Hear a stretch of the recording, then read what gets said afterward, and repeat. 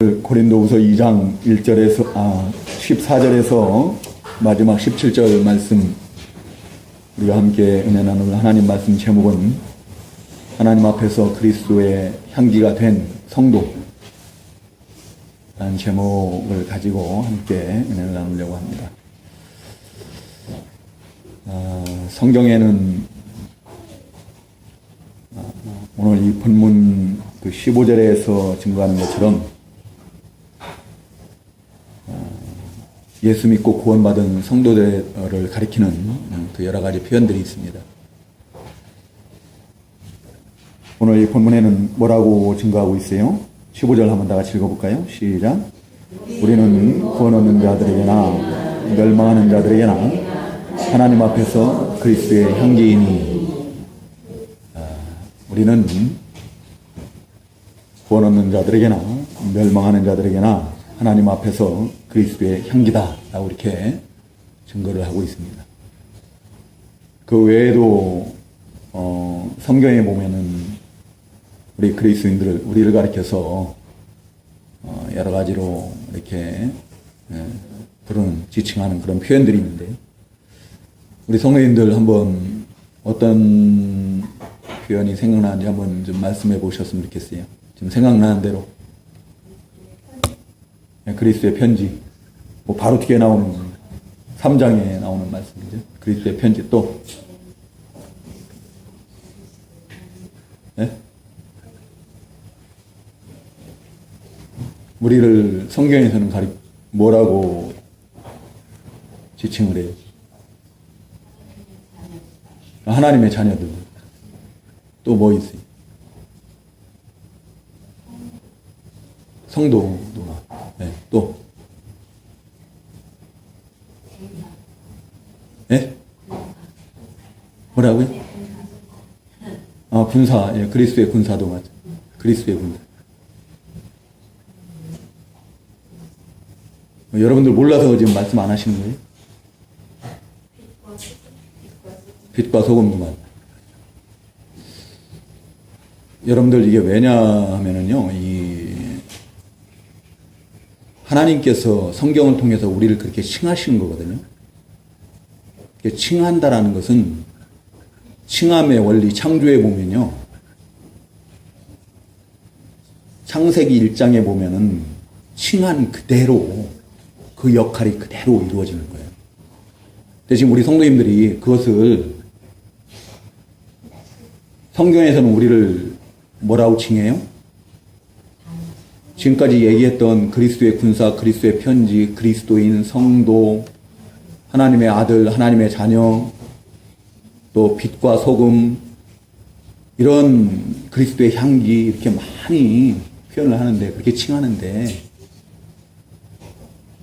그 칭함을 모르면 우리가 그 칭함의 역할을 할 수가 없는 거예요. 우리 성도님들이 그것은 알아야 돼요. 성경에서 우리를 뭐라고 부르는가? 첫 번째는 그리스도인이에요. 그리스도인.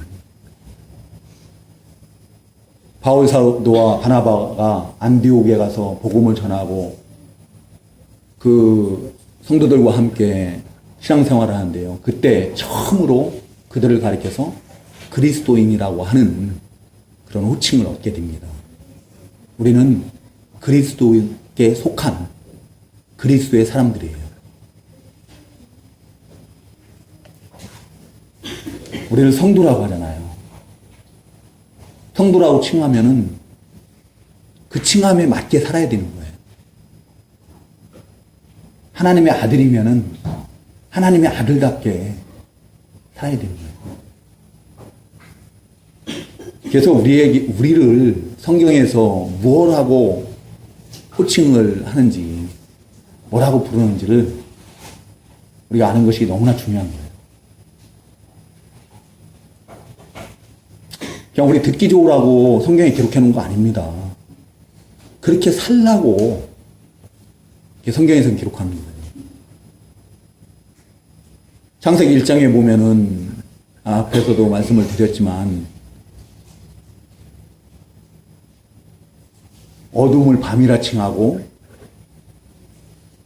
그 뭐라고 해요? 그 빛을 갖다 낮이라고 하잖아요. 칭하잖아요.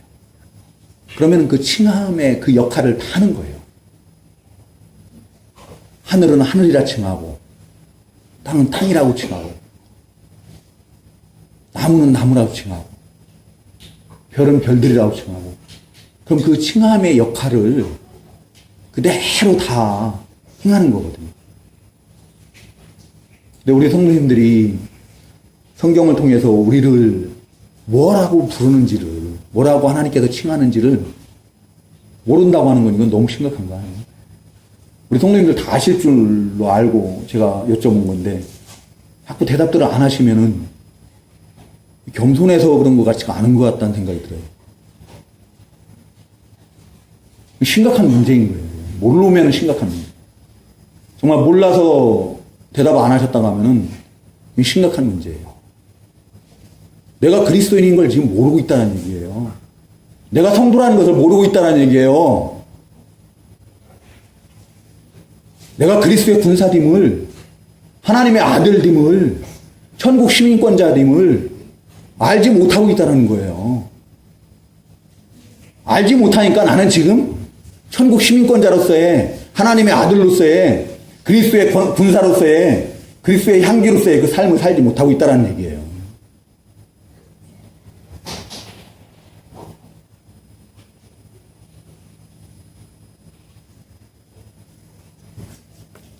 오늘 여기 본문에서는 우리를 가리켜서 그리스도의 향기라고 이렇게 증거를 하고 있는데, 좁은 의미에서는 복음 사역자들을 가리키지만 좀 더 넓게는 예수 믿고 구원받은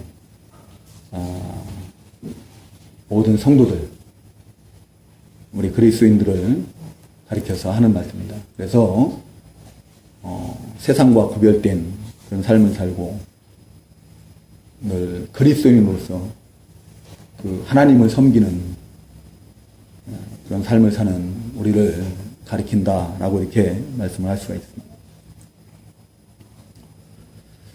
우리가 오늘 이 본문 말씀을 통해서 우리가 지난 한 해 동안 이제 마지막 주인데 정말 그리스도의 향기를 나타내는 그런 삶을 살았는지를 저와 우리 성도님들 함께 되돌아보고 우리가 그래야지 못한 부분들을 회개하고 또 새해 다가오는 2015년에는 반드시 그리스도인으로서 하나님의 자녀로서 천국 백성으로서 그리스도의 향기를 좀 나타내는 그런 삶을 살기로 결심하는 그런 은혜의 시간, 복된 시간 되시기를 주님의 이름으로 축원합니다.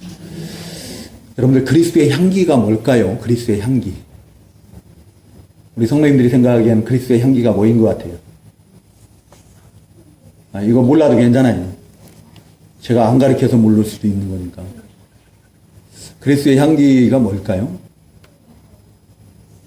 네? 그리스도의 인격 성품. 그리스도의 인격 성품. 인격이나 성품. 우리 주님의 인격은, 우리 주님의 마음은, 마음 하면 금방 떠오르는 게 뭐예요? 온유와 겸손. 그렇죠? 또 생각나는 게 뭐가 있어요? 우리 주님은 사랑의 주님이시고, 또 평강의 주님이시고, 또 요한복음 1장에 보면 은혜와 진리가 충만하신 주님이시고, 우리 주님은 죄가 없으신 거룩하신 분이시고, 선하시고 의로우시고 진실하신, 또 우리가 히브리서에서 증거받은 것처럼 믿음의 주요, 믿음의 주라고 했어요. 믿음의 주. 믿음의 주님이시고,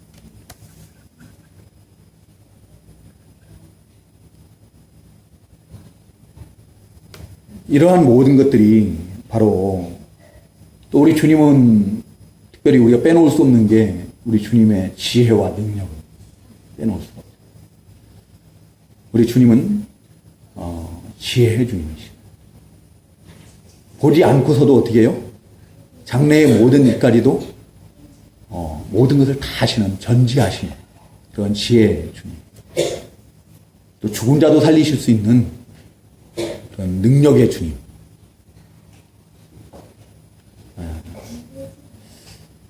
그런 것이 바로 우리 주님의 그 성품, 신성 또는 인격, 이런 것을 우리가 그리스도의 향기다라고 이렇게 하는데요. 그럼 우리가 그리스도의 향기를 어떻게 나타낼 수 있는가? 어떻게 해야 우리가 그리스도의 향기를 나타낼 수 있는가 보면은, 첫 번째 대지에서는 그리스도 안에서 승리하는 삶을 살아야 합니다 라고 이렇게 증거. 14절 한번 다 같이 읽을까요? 14절. 14절 같이 읽어보겠습니다. 시작. 항상 우리를 그리스도 안에서 승리하게 하시고 우리를 통하여 어디서나 그분을 아는 향기를 나타내시는 하나님께 감사한다. 우리가 그리스도 안에서 승리할 때 그리스도의 향기를 나타낼 수가 있지, 승리하는 삶을 살지 못하면은 그리스도의 향기를 나타낼 수가 없습니다.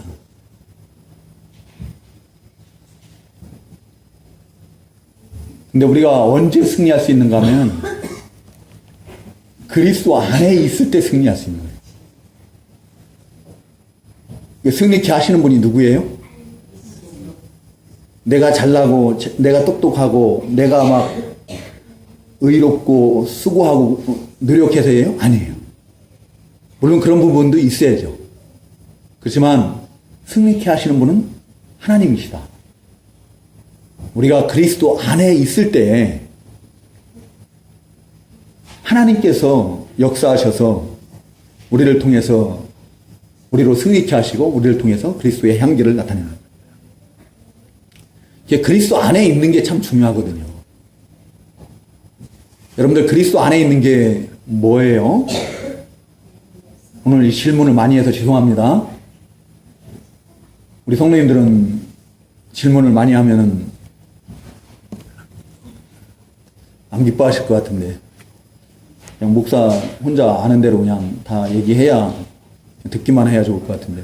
한번 물어볼까요? 누가 한 분한테 물어볼까요? 우리가 지금까지 신앙생활 했는데 그리스도 안에 거하는 게 뭐네?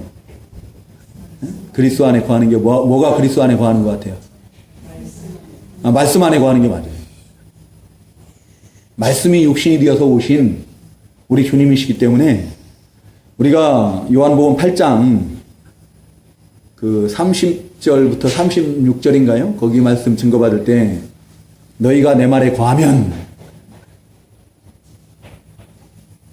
너희가 내 참 제자가 되고 진리를 알지니 진리가 너희를 자유케 하리라. 그런 말씀을 증거를 받았죠. 주님의 말씀에 거하는 것이, 주님의 말씀을 잊고 버리고 떠나서 그냥 자기 마음, 자기 육신의 정욕대로 사는 것은 그건 주님 안에 사는 게 아니죠. 주님, 그리스도 안에 거하는 게 아니에요. 근데 그 말씀들을 잊지 않고 그 말씀들을 붙들고 묵상하고 그 말씀들을 내 삶 가운데 적용시키는, 그 순종하는, 그 믿고 따르는 그런 삶을 사는 것이 바로 말씀이 육신이 되어서 오신 예수 그리스도 안에 거하는 것이다 라고 이렇게 우리가 증거를 받아요. 그러할 때 하나님께서 역사하시고 우리가 승리할 수 있고, 하나님의 능력을 힘입어서 승리하고 또 그리스도의 향기를 나타낼 수가 있는 거예요. 그런데 마귀는 그것을 허락질 않습니다.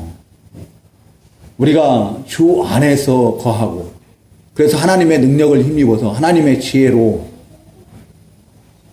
성령의 그 인도하심을 따라 삶으로 인해서 그 마귀와 싸워 이기는 삶을 원하지 않죠. 죄와 싸워 이기는 삶을 원치 않아요. 마귀는 무엇을 가지고 역사를 하는가 하면은 우리 육신의 부패성, 우리 육체의 그 연약함, 그 부패성, 정욕을 가지고 역사를 해요. 우리 육체는 늘 뭐를 거스리려고 해요? 성령을 거스리는 성령. 성령을 거스리는데 그 육체의 부패성을 가지고 역사에서 우리로 하여금 우리 육신의 정욕을 따라 살게 하려고 해요.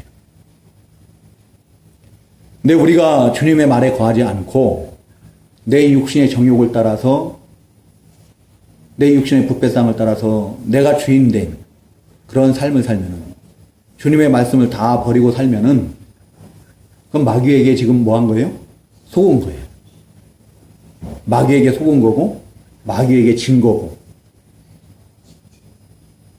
패한 겁니다. 근데 그러한 삶 가운데서는 성령의 인도를 받지 못하고 하나님의 말씀을 다 버리고 내 육신의 정욕을 따라 사는 결국에는 마귀의 종노릇이거든요. 죄의 종노릇하는 거예요. 그런 삶을 통해서는 결코 그리스도의 향기를 나타낼 수가 없다. 그리스도의 향기를 나타내는 게 아니라 오히려 우리 주님의 이름에 욕이 돌아가게 할 뿐이에요. 우리의 추악한 그 내면 깊숙한 그런 욕심들, 감추어진 욕심들, 이런 것들만 나타나게 되는 거예요.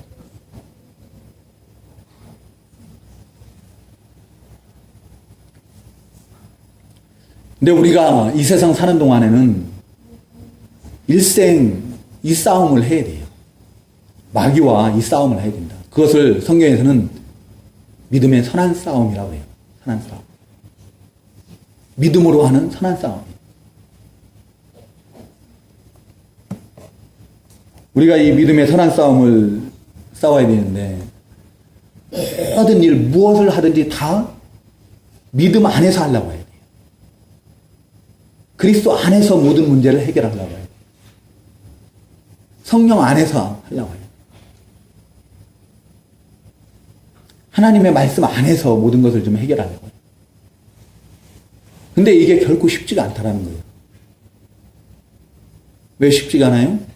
우리 육체의 부패성 때문이기도 하지만 그 육체의 부패성을 가지고 역사하는 그 마귀의 역사 때문에 우리의 힘이나 우리의 의지나 우리의 노력, 우리의 수고만으로는 안 된다는 거예요. 그것이 필요 없다라는 게 아니라 그것만으로는 안 된다는 거예요. 우리의 의지도 필요하고 우리의 수고도 필요하고 우리의 노력도 필요합니다. 필요해요. 필요한데 그것만 가지고는 우리가 그리스도 안에 거하는 삶을 살 수가 없고 또 항상 싸워서 이기고 그리스도의 향기를 나타내는 그런 삶을 살기가 어렵다라는 거예요. 그래서 에베소서 6장 그 10절, 11절에 보면은 제가 한번 좀 찾아서 읽어볼까요?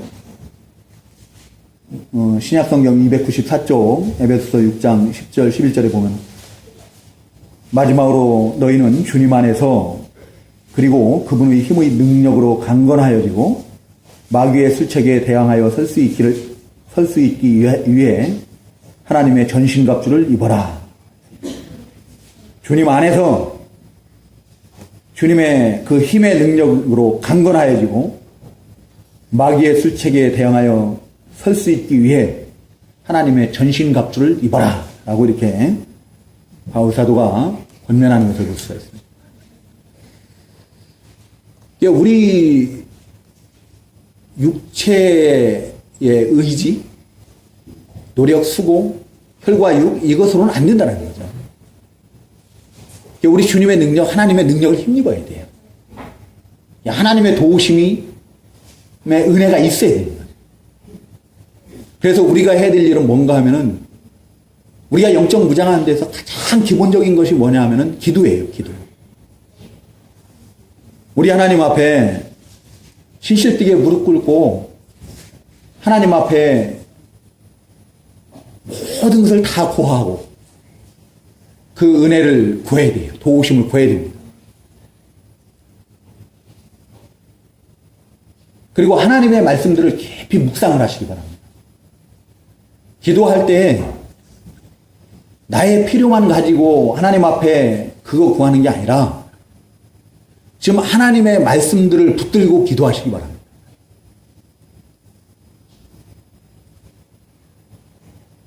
여러분들 우리가 지난주에 증거받은 말씀이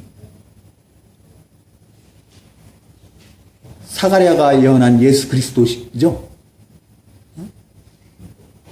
사가랴가 예언한 오실 예수 그리스도에 대해서 우리가 증거를 받지 않았습니까? 정말 나는 사가랴처럼 우리 주님께서 이 세상에 오신 것이 기쁘고 즐거운가? 내 아들 태어난 것보다 더 기쁘고 즐거운가? 구원의 뿔 되신 우리 주님께서 세상에 오셔서 그 십자가에서 그 마귀의 사망 권세를 다 깨뜨리심으로 인해서 믿는 우리에게 그 사망에서 우리 죽은 영혼을 살리신 거예요.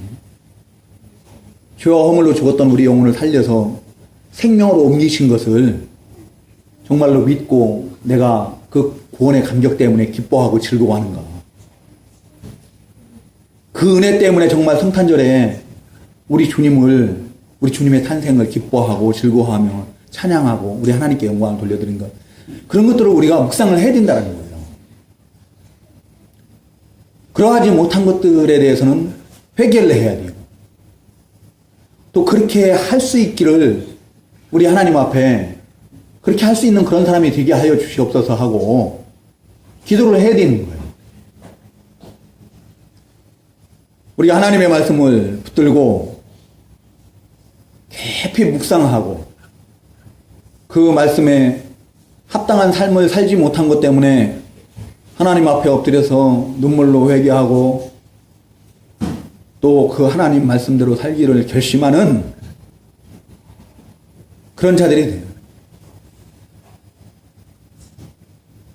그리고 결심을 했으면은 내가 그 말씀대로 살려고 애쓰고 힘쓰고 그렇게 내 삶 가운데 적용을 시켜요. 그러면은 하나님께서 앞서 싸우시는 줄로 믿습니다. 하나님께서 우리를 위해서 앞서 싸우셔요. 우리 보고 두려워하지 말라고 해요. 놀라지 말라고 합니다. 여러분들 여호수아 그 출애굽 때 그 백성들을 인도해낸 그 지도자 모세가 죽고 난 다음에 여호수아 그 제자 여호수아를 또 그 민족의 지도자로 세우지 않습니까? 하나님께서. 근데 여호수아가 얼마나 힘들고 얼마나 두렵겠어요. 자기 스승 모세를 통해서 하나님께서 인도하실 때도 그 백성들이 날마다 하는 것은 뭐였어요? 원망과 불평과 반역밖에 없었어요. 그런데 이제 자신이 그것을 해야 되는데 그때 얼마나 두렵고 얼마나 그 중압감 이런 건 뭐 말할 수 없는 거죠. 그때 하나님께서는 여호수아서 1장 9절에 보면 내가 명령하지 않았느냐 강하고 담대하라 두려워하지 말라 놀라지 말라 이는 내가 어디로 가든지 여호와 내 하나님께서 너와 함께 하실 것이기 때문이다. 하나님께서 함께 하십니다. 좌로나 우로나 치우치지 말라는 거예요. 하나님의 말씀에서 좌로나 우로나 치우치지 말고 하나님의 말씀대로 가기만 하면은 우리 하나님께서 함께 하시고 하나님께서 앞서 싸우신다는 거예요. 모든 대적들을 다 물리쳐 주신다는 거예요. 다윗이 전쟁터에 나갈 때마다 승리했던 것처럼 오늘날 우리들도 하나님 보시기에 우리가 우리 주 예수 그리스도 안에 거하는 그런 삶을 살 때 반드시 다윗과 같이 이기고 또 이기게 하실 줄로 믿습니다. 그리고 우리를 통해서 우리 주 예수 그리스도를 아는 향기를 나타내게 하실 줄로 믿습니다. 그 다음에 두 번째는 하나님의 말씀을 전하는 자들이 하나님의 말씀을 혼잡게 하지 말고 진실하게 전해야 합니다. 특별히 사역자들이 유념해야 됩니다. 복음을 전하는 자들이 하나님의 말씀을 혼잡게 하지 말아야 된다 했는데 혼잡케 한다는 말을 이 바른 성경에서는 뭐라고 번역을 했습니까? 팔아먹는 것으로 번역을 해요. 팔아먹는 것. 그 혼잡케 한다는 그 헬라어 원어는 카펠리온테스예요. 제가 오타가 나온 것 같아요. 카펠티온테스라고 했는데요. 카펠리오입니다. 류. 카펠리온테스는 이 소매상 행상을 가리키는 것으로 자신들의 그 이윤을 추구하기 위해서 포도주에다가 물을 섞는 것과 같이 하나님의 말씀을 자기들의 그 이익의 도구로 삼기 위해서 하나님의 말씀에 더하거나 빼거나 해서 하나님의 그 말씀을 변질시키고 오염시키고 혼잡케 하는 것. 그것이 바로 하나님의 말씀을 혼잡케 하는 것. 카펠리온테스가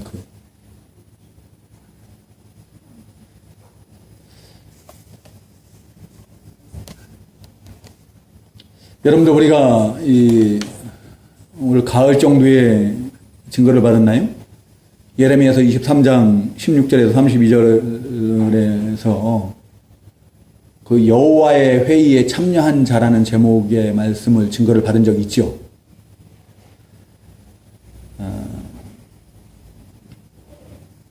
그때 그 말씀을 증거받을 때 하나냐와 같은 그 거짓 선지자들 그들을 하나님께서는 보내지 않으셨고 그들에게 말하지 않고 그들에게 명령하지 않았다라고 그랬죠. 그런데 그들은 어떡합니까? 자기들의 헛된 것을 말하고 하나님의 말씀이 아닌 자기 마음으로부터 나오는 것들을 이야기했다고 그랬어요. 그 증거가 뭔가 하면은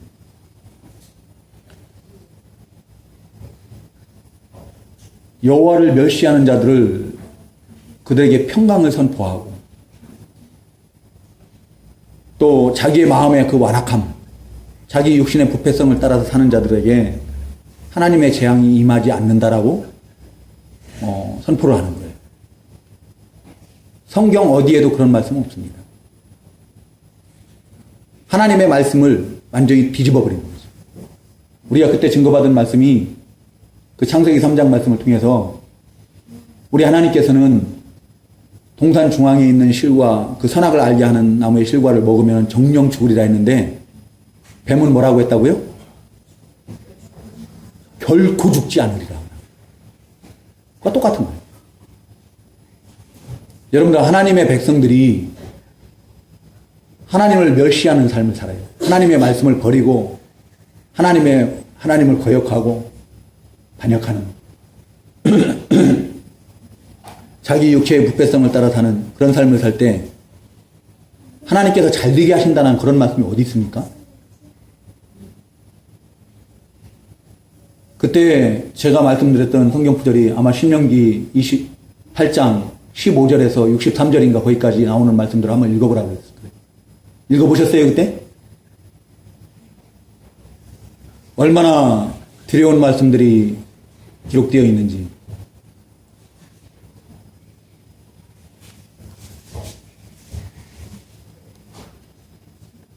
여러분들 그 사람들은 그 하나님의 말씀을 혼잡게 하는 사람들은요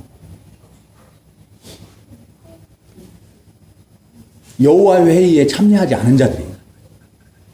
여호와의 회의에 참여하지 않음으로 인해서 하나님과의 영적 교감이 없어요. 그래서 하나님의 뜻을 알지 못하기 때문에 자기들 마음의 생각을 전하는 거예요.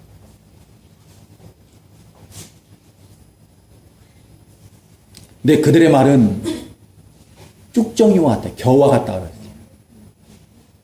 여러분들 쭉정이 겨가 양식이 될 수 있어요? 없어요? 양식이 안 돼요. 알곡이 양식이지 쭉정이는 양식이 될 수가 없어요. 우리 영혼을 살리는 그런 생명의 양식이 될 수가 없다는 얘기예요. 그것들은 결국에는 하나님 앞에 드러날 수밖에 없는 그들의 간교한 생각에 불과한 것이다 라고 우리가 증거를 받았어요.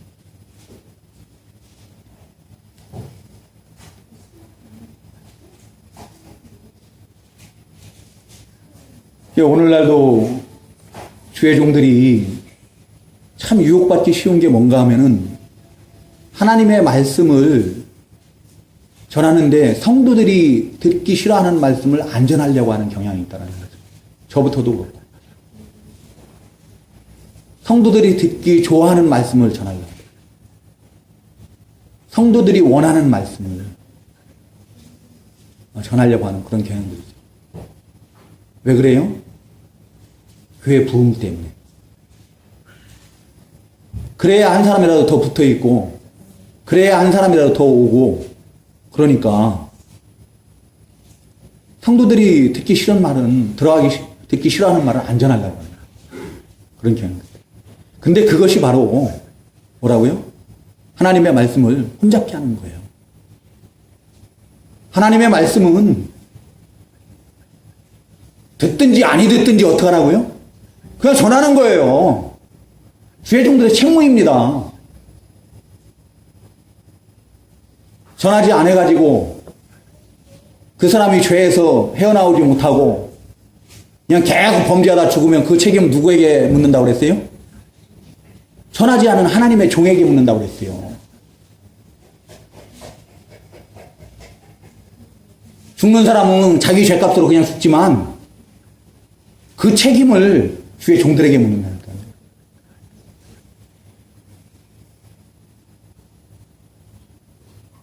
성도님들이 듣기 좋아하든 듣기 좋아하지 않든 하나님의 말씀을 진실되게 전하는 것. 혼잡게 하지 말고 전하는 것이 주의 종들의 책무이다. 그럴 때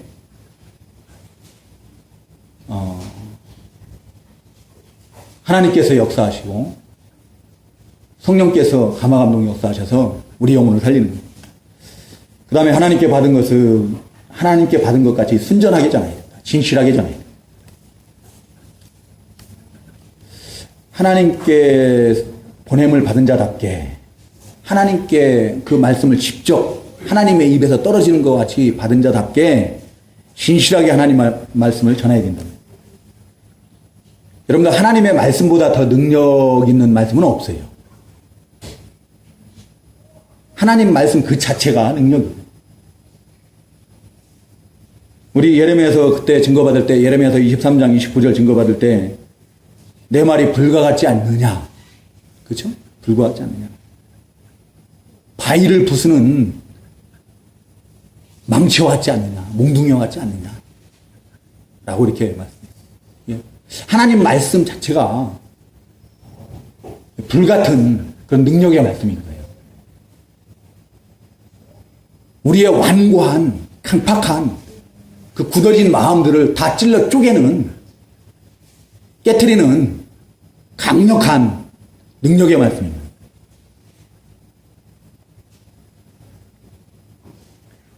알곡이라고 표현하지 않습니까? 알곡. 그 하나님 말씀 자체가 알곡인 거예요. 그게 우리 영혼을 살리는 그 생명의 말씀입니다. 생명 양식입니다.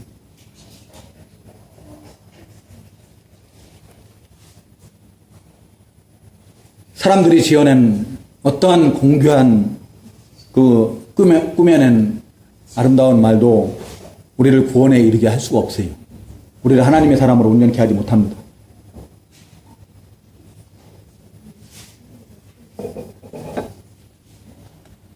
네, 하나님의 말씀은 모든 성경은 다 무엇으로 어떻게 했다고요? 하나님의 감동으로 된 것이라고 했죠? 성령의 감동을 받은 사람들이, 입은 사람들이 하나님께로부터 받아서 기록한 것이 바로 하나님의 말씀 성경이에요. 그래서 우리가 그 말씀을 그대로 신실하게 전하는 것이 중요해요. 그럴 때 하나님께서 역사하시는, 성령께서 역사하십니다. 그래야 그 말씀이 우리를 구원에 이르도록 자라나게 하고 구원에 이르는 지혜가 있게 하고 하나님의 사람으로 온전케 하고 모든 선한 일을 하기에 합당하게 자라나게 한다. 로마서 1장 16절에 보면은 복음은 모든 믿는 자들을 구원하는 하나님의 뭐예요? 하나님의 능력이에요, 능력. 복음은 하나님의 능력. 복음이, 하나님의 말씀이 곧 하나님의 능력이라는 거예요. 모든 믿는 자를 구원하는 하나님의 능력이다. 그리고 그 바로 다음 절이 나오는 말씀이 뭐예요? 복음에는 하나님의 의가 나타나서 믿음에서 믿음에 이르게 합니다. 믿음이 자라나게 해서 그래서 믿음으로 이롭게 된 의인들은 뭘로 살아요? 믿음으로 사는 거예요. 내 육신의 정욕대로 사는 게 아니라 세상 방법으로 사는 게 아니라 믿음, 하나님의 말씀을 믿는 그 믿음으로 사는 거예요. 이 세상 사는 동안에도 그 믿음으로 살고 그 믿음으로 말미암아서 내 영혼이 살고 구원 영생을 얻고 하나님의 나라에 들어가는 거예요.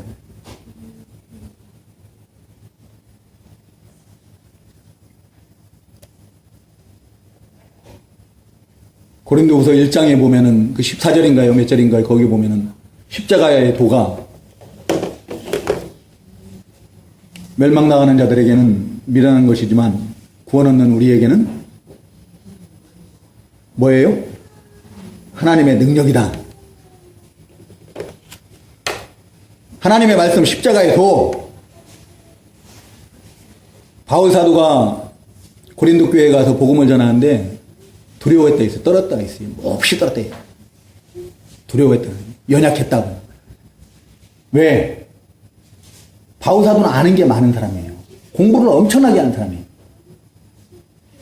근데 예수 그리스도 외에 자기가 아는 그 지혜의 말, 아름다운 지혜의 말로 그 가서 복음 전한답시고 전할까봐. 성령의 능력을 힘입어서 전해야 되는데 오직 예수 그리스도 외에는 알지 않기로 작정을 했다 했잖아요.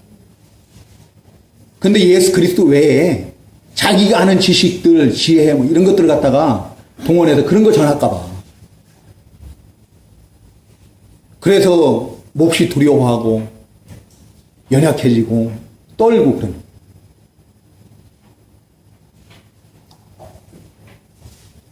근데 그 말씀이 그 바울 사도가 전한 오직 예수 그리스도, 십자가에 못 박히신 예수 그리스도를 전하는 것이 표적을 구하는 유대인들에게는 그들을 걸려 넘어지게 하는 것이 되고 지혜를 구하는 자들에게는 미련한 것이 되고 그렇지만 부르심을 입은 우리에게는 그것이 하나님의 능력이고 하나님의 지혜이다라고 이렇게 친 거예요. 하나님의 말씀을 그리스도를 복음을 그대로 전하면은 하나님의 부르심을 입은 자들에게는 그 말씀이 뭐가 돼요?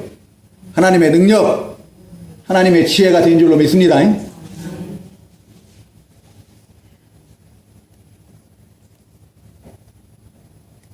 여러분들 혼잡게 하는 말씀들은요, 숙정이에요. 결코 우리 영혼을 자라나게 할 수 없어요. 근데 그 말씀, 그런 말들이 그 당시에 그 시간에는 우리가 듣기가 좋아요. 우리 귀를 간지럽히면 내가 원하는 말이거든요. 축복의 말씀하고 그러면 얼마나 좋아요. 아이고 2014년 마지막 수일 예배인데 기왕 선포하는데 좀 복된 말씀, 우리 은혜스러운 그런 말씀들 전해주면 좋겠는데 이 목사가 그냥 뭐 이상한 그리스도의 향기라는 말씀을 가지고 전하나.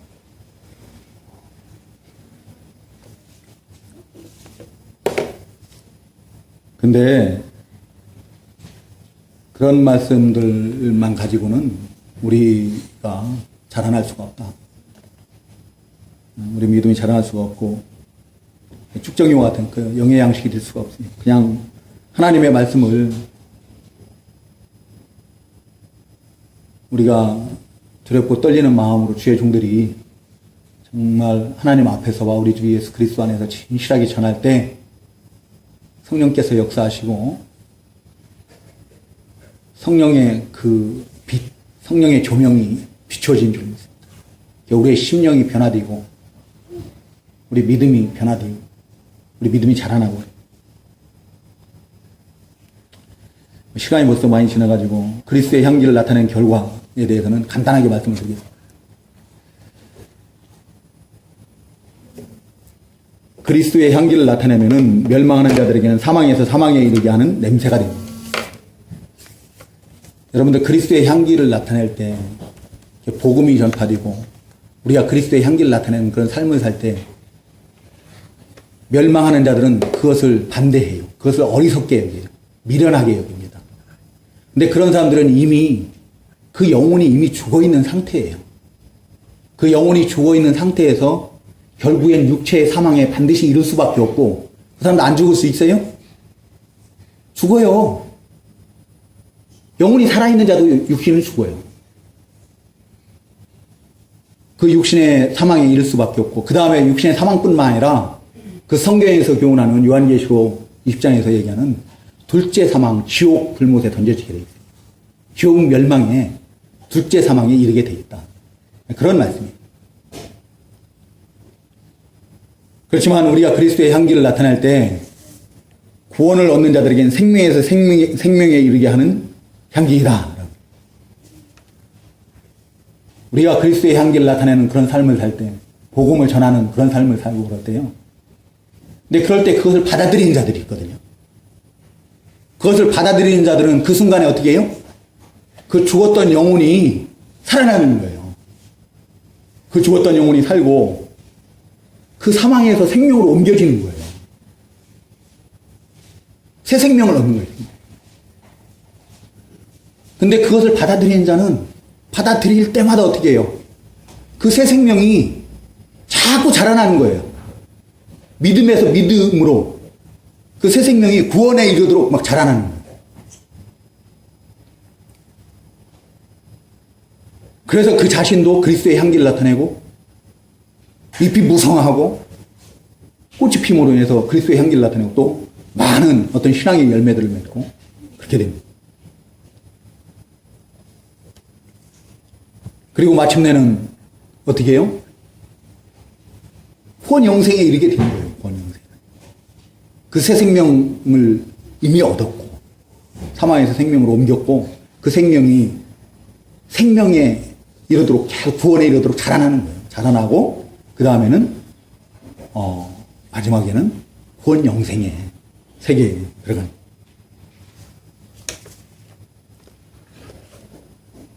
누가 이것을 감당할 수 있나?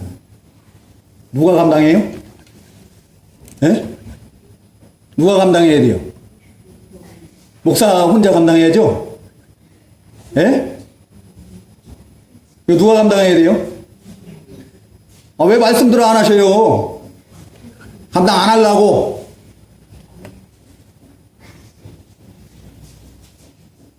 우리가 감당해야 되는 거예요, 우리가 감당해야 되는 거예요.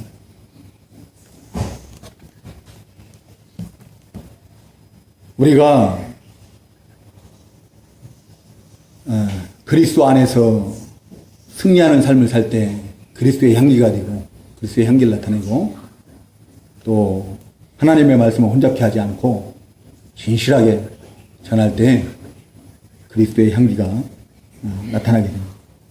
이것을 우리가 감당해야 됩니다. 우리가 2014년에 그리스도의 향기로서 우리 주님은 성경을 통해서 우리가 그리스도의 향기라고 했는데 그리스도의 향기를 나타내는 삶을 살지 못했다면 그것을 붙들고 우리가 회개하고 또 2015년에는 그리스도의 향기를 나타내는 삶을 감당하는 승리하는 그런 우리 성도님들 다 되시기를 우리 주님의 이름으로 축원합니다. 기도하겠습니다.